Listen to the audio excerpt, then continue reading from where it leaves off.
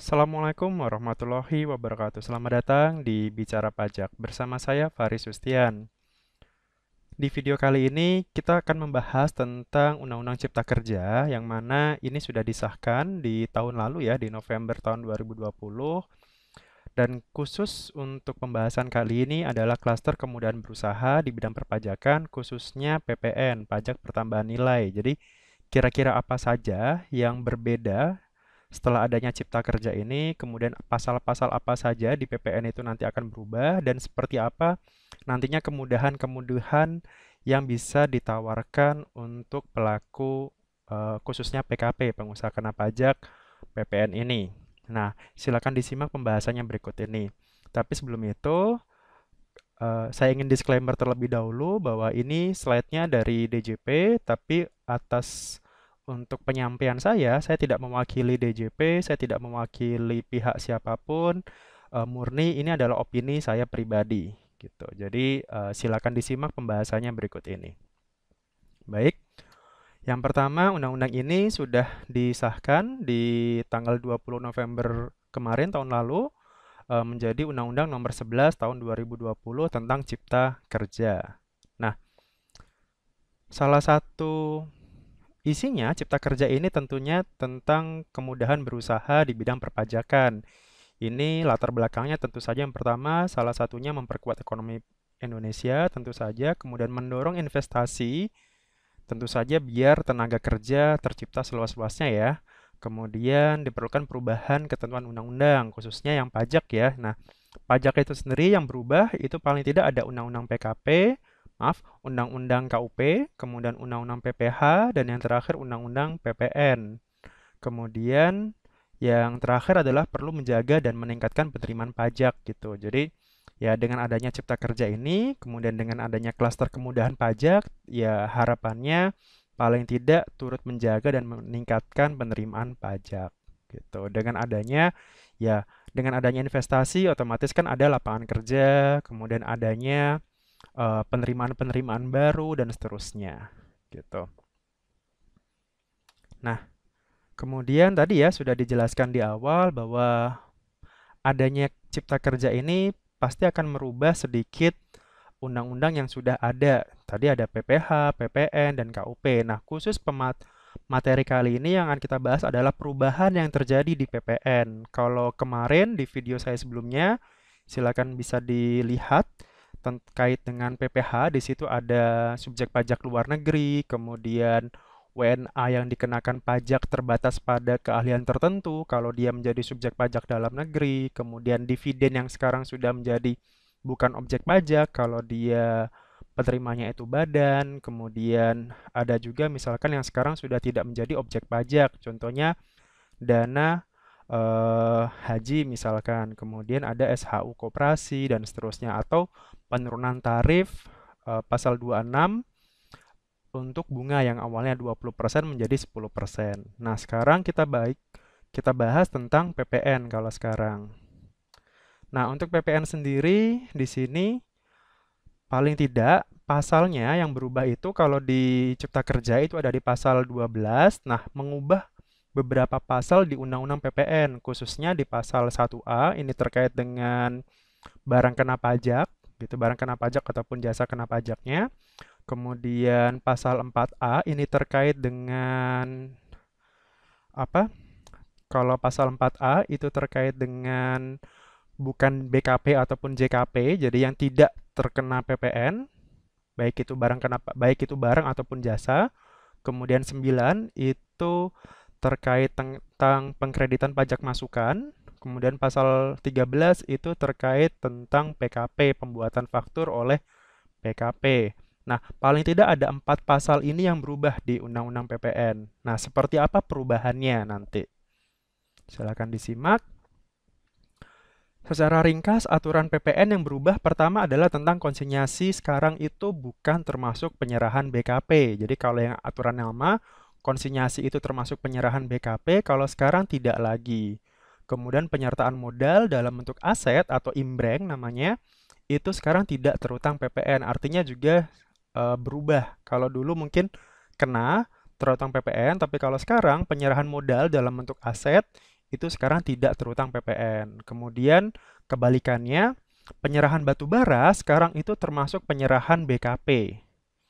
Jadi kalau yang sebelumnya batu bara kan mungkin termasuk dalam pertambangan ya. Nah, kalau dulu pertambangan itu dia tidak kena, yang diambil langsung dari sumbernya itu tidak kena. Nah, kalau sekarang penyerahan batu bara itu sekarang penyerahan BKP. Artinya nanti bisa bisa dibuatkan faktur, kemudian kodenya 01 dan seterusnya. Kemudian relaksasi hak untuk mengkreditkan pajak masukan atau PM bagi pengusaha kena pajak. Ini juga perubahannya lumayan besar dan mungkin ini yang akan dicari oleh PKP. Kemudahan yang nanti akan dicari oleh PKP khususnya. Kemudian pencantuman NIK pembeli yang tidak memiliki NPWP dalam faktur pajak. Ini biasanya kalau kita bertransaksi dengan seseorang yang memang dia tidak punya NPWP misalkan. Nah, silakan bisa mencantumkan NIK pembeli sekarang, nomor induk kependudukan. Kemudian yang terakhir ringkasannya adalah tentang pengaturan faktur pajak untuk PKP pedagang eceran. Kita tahu ya bahwa PKP pedagang eceran itu boleh menggunakan faktur pajak yang istilahnya yang sederhana. Nah, sekarang dijelaskan atau dirinci ulang seperti apa faktur pajak yang untuk pedagang eceran itu. Boleh tidak misalkan tidak mencantumkan nama dan seterusnya. Nah, di sini ringkasannya. Nah, kita akan bahas satu persatu. Mulai dari di sini, penyerahan secara konsinyasi tidak termasuk dalam pengertian penyerahan BKP. Poin konsinyasinya sekarang dihapus. Kenapa? Karena yang namanya konsinyasi itu kan sebenarnya dia hanya menitipkan barang ya. Dia belum terjadi penyerahan di situ. Dia hanya menitipkan barangnya saja ke orang lain untuk dijual gitu kan, yang namanya konsinyasi. Maka sekarang di aturan perubahan cipta kerja ini dia belum menjadi penyerahan BKP gitu. Jadi karena memang tadi belum adanya penyerahan barang gitu. Ini poin pertamanya. Kemudian yang berikutnya adalah yang tidak termasuk dalam pengertian penyerahan barang kena pajak adalah pengalihan barang kena pajak dalam rangka penggabungan, peleburan, pemekaran, pemecahan, dan pengambil alihan usaha, serta pengalihan barang kena pajak untuk tujuan modal pengganti saham dengan syarat pihak yang melakukan pengalihan dan yang menerima pengalihan adalah PKP. Nah, ini dulu sebelumnya, aturan yang sebelumnya itu mengatakan bahwa pengalihan BKP barang kena pajak untuk setoran modal pengganti imbreng merupakan penyerahan BKP. Nah, dengan adanya perubahan ini paling tidak dia akan tujuannya pertama tentu saja untuk meningkatkan investasi ya gitu. Jadi kalau sebelumnya misalkan kita mau membangun sebuah perusahaan misalkan sama-sama PKP nih gitu. Kemudian aduh saya nggak punya modal nih, saya nggak punya uang misalkan, setoran tunai nggak bisa misalkan. Oke, saya setor modal pengganti saham. Misalkan dia punya modal apa misalkan, katakanlah bahan baku atau yang sejenisnya atau aset dan sebagainya, maka atas penyerahan tersebut, pengalihan modal tersebut itu sekarang tidak kena PPN atau penyerahannya itu sekarang bukan lagi penyerahan yang barang kena pajak gitu. Jadi ya dari sisi investasi, dari sisi kemudahan itu sekarang lebih lebih diperhatikan gitu. Ini pokok perubahan untuk yang pasal 1A ayat 2 huruf D di Undang-Undang PPN. Jadi sekarang tidak lagi penyerahan barang kena pajak. Nah, berikutnya sekarang kebalikannya. Sekarang kita masuk ke pasal 4A ayat 2 huruf A Undang-Undang PPN. Sekarang berlakunya adalah jenis barang yang tidak dikenakan PPN adalah barang tertentu dalam kelompok barang hasil pertambangan atau hasil pengeboran yang diambil langsung dari sumbernya, tidak termasuk hasil pertambangan batu bara. Artinya di sini, khusus untuk pertambangan batu bara, sekarang itu dikenakan PPN. Jadi, hasil pertambangan batu bara tidak termasuk jenis yang tidak dikenakan. Artinya ya, pertambangan batu bara ini sekarang kena PPN, penyerahan BKP sekarang gitu. Jadi kalau yang dulu aturan yang lama itu kan jenis barang yang tidak dikenakan PPN adalah barang tertentu dalam kelompok barang hasil pertambangan atau hasil pengeboran yang diambil langsung dari sumbernya. Nah, kalau dulu tidak ada kata-kata tambahan di sini, tidak termasuk hasil batu bara. Nah, sekarang ada ketentuannya tidak termasuk pertambangan hasil batu bara. Artinya ya sekarang penyerahan batu bara, pertambangannya itu sekarang kena PPN, penyerahan PPN. Artinya nanti ya perusahaan-perusahaan pertambangan batu bara ya otomatis dia nanti akan wajib PKP kalau memang sudah eh, secara omset di atas 4,8 miliar gitu. Karena dia batu bara ini pertambangannya itu sekarang sudah menjadi objek PPN gitu. Berikutnya, pokok perubahan berikutnya di pasal 9 itu tadi ya terkait dengan eh, apa? Pengkreditan pajak masukan. Kita tahu ya kalau di PPN itu kan mekanismenya kan ada pajak keluaran, ada pajak masukan. Pajak keluaran itu artinya faktur yang kita buat pada saat kita menjual barang. Sementara kalau pajak masukan adalah faktur yang kita terima dari pedagang sebelumnya pada saat kita membeli barang. Nah, faktur yang kita terima itu kan sebenarnya faktur yang sudah kita bayar ya, PPN yang sudah kita bayar. Nah, itu bisa dikreditkan dengan pajak keluaran kita. Nah, PM ini itu ada aturannya di pasal 9. Untuk perubahan ini khusus di pasal 9 ayat 2A, kemudian ayat 4, ayat 4A, dan ayat 6A. Perubahannya adalah yang pertama, pengaturan atas PM sebelum PKP melakukan penyerahan terutang PPN. Artinya di sini, bagi PKP yang belum melakukan penyerahan BKP atau JKP, atau ekspor, atau PM atas perolehan BKP, atau JKP, impor, serta pemanfaatan BKP tidak berwujud atau pemanfaatan JKP. Intinya adalah perusahaan ini belum berproduksi, belum melakukan penyerahan, belum melakukan kegiatan penjualan. Nah, sekarang aturannya adalah dapat dikreditkan sepanjang memenuhi ketentuan pengkreditan sesuai dengan undang-undang. Artinya, pada saat perusahaan itu belum melakukan penyerahan, belum melakukan penjualan, PM-nya, barang-barang yang dibeli, misalkan barang modal, barang bahan baku, dan seterusnya, itu sekarang dapat dikreditkan. Sepanjang tadi ya, ketentuan pengkreditan pajak masukan itu sudah sesuai. Gitu. Jadi dapat dikreditkan atas semua perolehan BKP atau JKP yang berhubungan langsung dengan penyerahannya.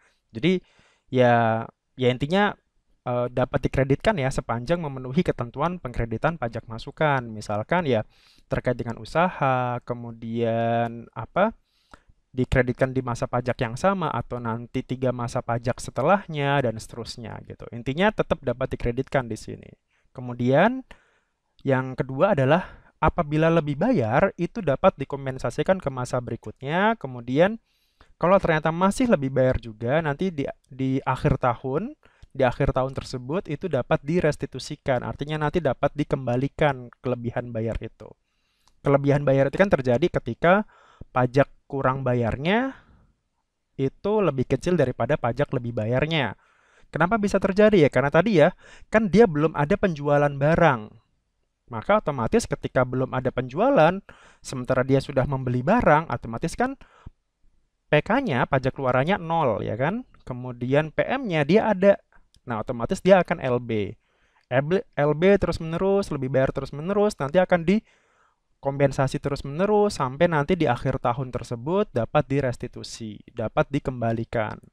Tapi kemudian yang ketiga adalah bila 3 tahun pertama sejak mengkreditkan itu belum ada penyerahan juga, jadi perusahaan itu dikasih kesempatan nih 3 tahun dari sejak pengkreditan pertama ya, itu ternyata perusahaan tersebut belum juga melakukan penyerahan, belum juga ada penjualan barang, belum ada berproduksi bahkan misalkan, maka PM tersebut atau PPN tersebut itu menjadi tidak dapat dikreditkan atau dibatalkan atau nanti ditarik kembali PM-nya. Jadi perusahaan dikasih kesempatan untuk boleh silakan Anda tidak melakukan penjualan atau penyerahan BKP atau JKP selama 3 tahun. Lebih dari itu maka dianggap istilahnya adalah PKP gagal berproduksi.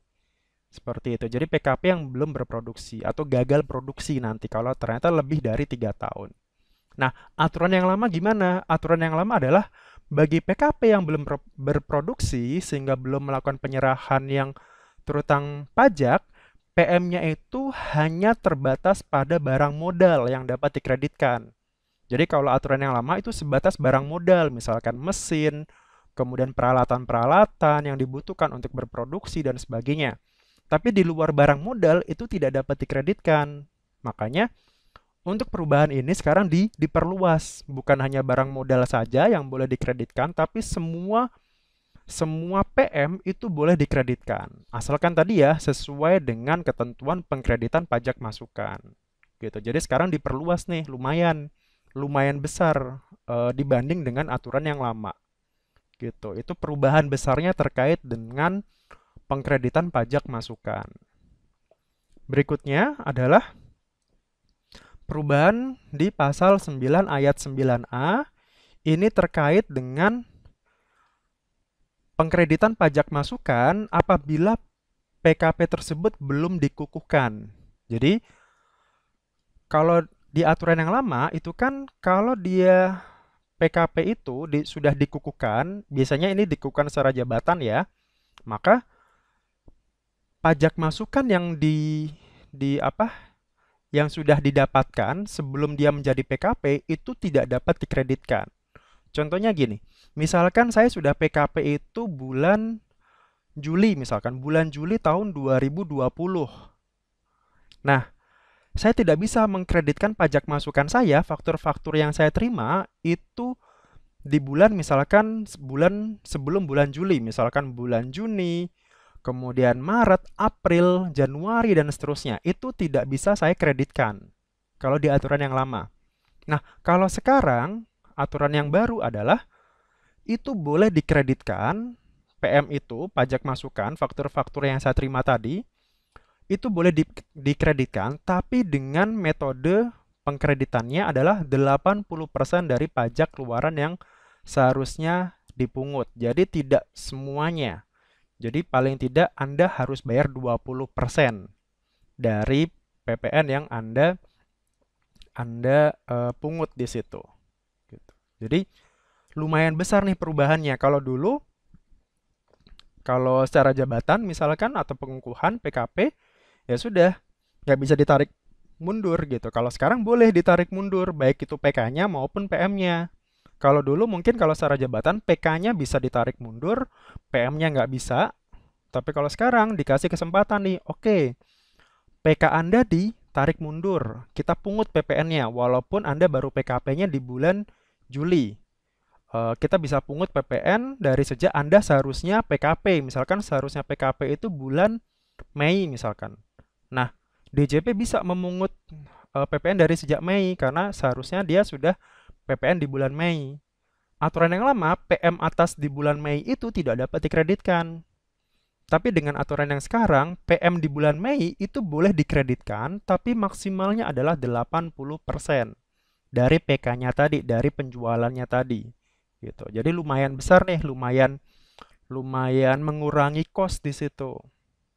Dari yang awalnya harus membayar PPN 100%, sekarang cuma membayar, ya berarti PPN-nya cuma 20% saja gitu.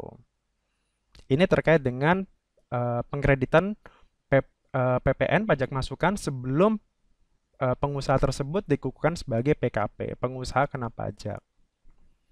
Berikutnya adalah terkait ini, aturan berikutnya adalah di pasal 9 ayat 9B, PM, pajak masukan, kemudian yang tidak dilaporkan dalam SPT masa PPN yang diberitahukan dan atau ditemukan pada waktu dilakukan pemeriksaan masih dapat dikreditkan oleh PKP sepanjang memenuhi ketentuan pengkreditan sesuai undang-undang yang berlaku gitu. Jadi ini juga lumayan besar juga perubahannya. Kalau yang aturan yang lama itu kan istilahnya kan pembetulan SPT masa PPN itu kan tidak dapat dilakukan ketika sudah dilakukan pemeriksaan ya, itu sudah fix. Nah, kalau sekarang ada sedikit diperlonggar, pajak masukannya itu yang tidak dilaporkan di SPT dan ditemukan saat pemeriksaan itu tidak dapat dikreditkan. Itu ya aturan yang lama. Kalau sekarang, oke, mungkin tidak dapat dilakukan pembetulan pada saat pemeriksaan, tapi PM-nya itu masih bisa dikreditkan. Jadi walaupun dia sudah diperiksa, dilakukan pemeriksaan itu masih dapat.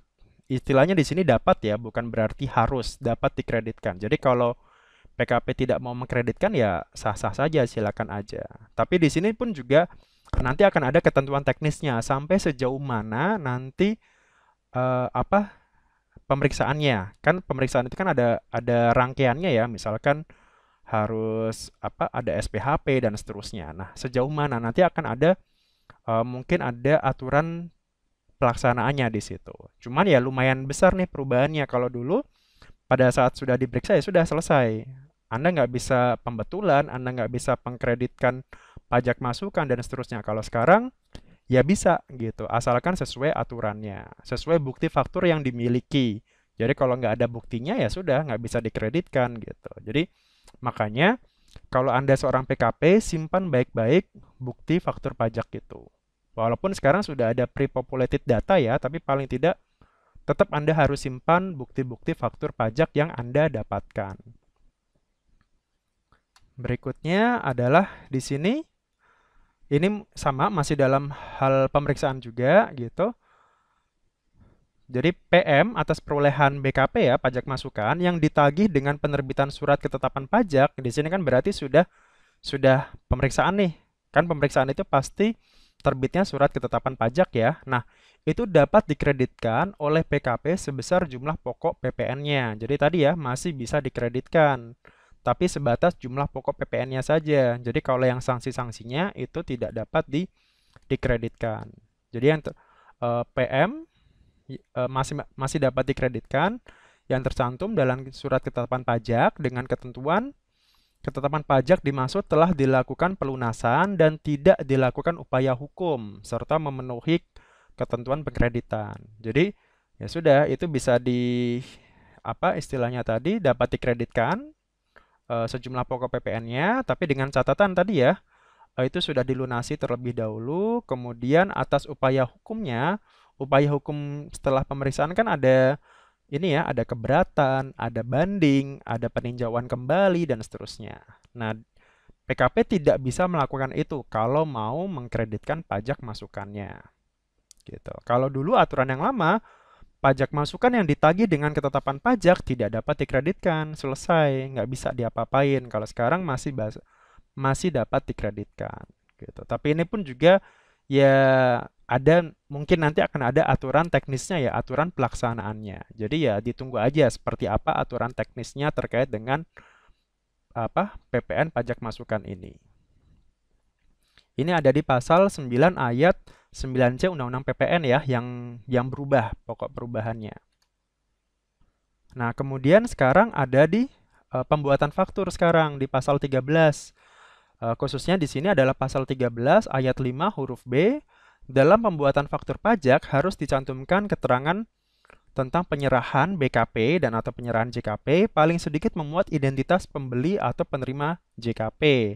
Jelas ya, pembeli atau penerima JKP meliputi nama, alamat, dan NPWP atau nomor induk kependudukan. Atau kalau dia subjek pajak luar negeri, orang pribadi itu menggunakan paspor gitu. Atau di sini nama dan alamat apabila dalam hal BKP atau penerima JKP merupakan subjek pajak luar negeri badan atau bukan merupakan subjek pajak. Jadi cukup nama dan alamat saja kalau dia subjek pajak luar negeri. Nah, perbedaannya gimana? Perbedaan dengan aturan yang lama adalah kalau di aturan yang lama, faktur pajak itu paling tidak harus mencantumkan nama, alamat, dan NPWP pembeli. Nah, kalau sekarang NPWP itu bisa diganti dengan nomor KTP, nomor induk kependudukan, atau nomor paspor gitu. Jadi paling tidak di sini ini untuk istilahnya memfasilitasi bagi orang yang belum punya NPWP tapi dia punya transaksi dengan PKP. Jadi boleh cukup menggunakan nomor KTP saja, nomor NIK saja sebagai pengganti nomor NPWP. Apalagi kan sekarang ini terkait juga dengan PPN atas produk digital ya. Misalkan ada Spotify, Netflix, dan sebagainya. Itu kan sekarang sudah terutang PPN. Nah, pada saat kita langganan Netflix, pada saat kita langganan Spotify, Zoom, dan sebagainya, kan mungkin Kita tidak bisa mencantumkan NPWP karena bisa jadi kita belum punya NPWP. Tapi kan kita pasti punya nomor KTP ya. Semua orang yang sudah dewasa pasti punya nomor induk kependudukan. Nah, silakan itu bisa dicantumkan sebagai pembuatan faktur gitu. Jadi ini terkait dengan produk digital juga gitu. Nah, berikutnya di pasal 13 ayat 5A itu terkait dengan pengusaha kena pajak pedagang eceran yang dapat membuat faktur tanpa mencantumkan keterangan mengenai identitas pembeli serta nama dan tanda tangan penjual dalam hal melakukan penyerahan BKP atau JKP kepada pembeli dengan karakteristik konsumen akhir yang diatur lebih lanjut dengan peraturan Menteri Keuangan. Yang aturan yang lama ini belum diatur ya. Jadi kan jelas ya, kalau pedagang eceran itu kan biasanya karakteristik pembelinya itu pasti biasanya konsumen akhir, orang-orang yang langsung memakai produk tersebut gitu. Jadi bukan grosir, bukan distributor dan sebagainya. Biasanya adalah pemakai akhir. Bisa juga pedagang eceran ini ya termasuk ya misalkan orang yang pemakai produk digital tadi gitu. Kan misalkan kalau saya langganan Netflix, itu kan saya sebagai konsumen akhir gitu. Jadi pada saat Netflix itu memungut PPN, maka Netflix boleh membuat istilahnya dokumen yang dipersamakan dengan faktur gitu. Jadi tidak perlu mencantumkan misalkan nama, alamat, NPWP saya dan sebagainya gitu. Jadi ini khusus pedagang eceran boleh mencantumkan faktur pajak tanpa tanpa mencantumkan keterangan identitas pembeli gitu. Jadi langsung saja misalkan jenis barangnya apa, nilainya berapa, PPN-nya berapa. Kalau di aturan yang lama ini belum diatur secara jelas ya. Nah, kalau sekarang ada aturan yang lebih bakunya, lebih jelasnya. Seperti itu. Demikian untuk sedikit pemaparan yang bisa saya berikan. Sekali lagi ini adalah pendapat pribadi saya. Mungkin ada kekurangan atau ada kesalahan, mohon saya dimaafkan.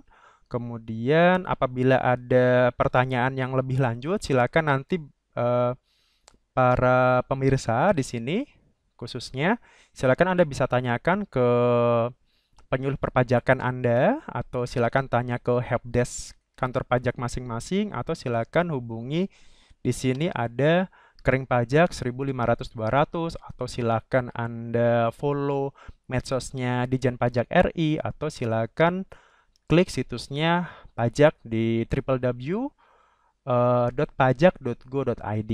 Dari saya, sekali lagi ini atas nama saya pribadi, tidak mewakili instansi ataupun siapapun. Terima kasih atas waktunya dan mohon maaf kalau ada kekurangan. Assalamualaikum warahmatullahi wabarakatuh.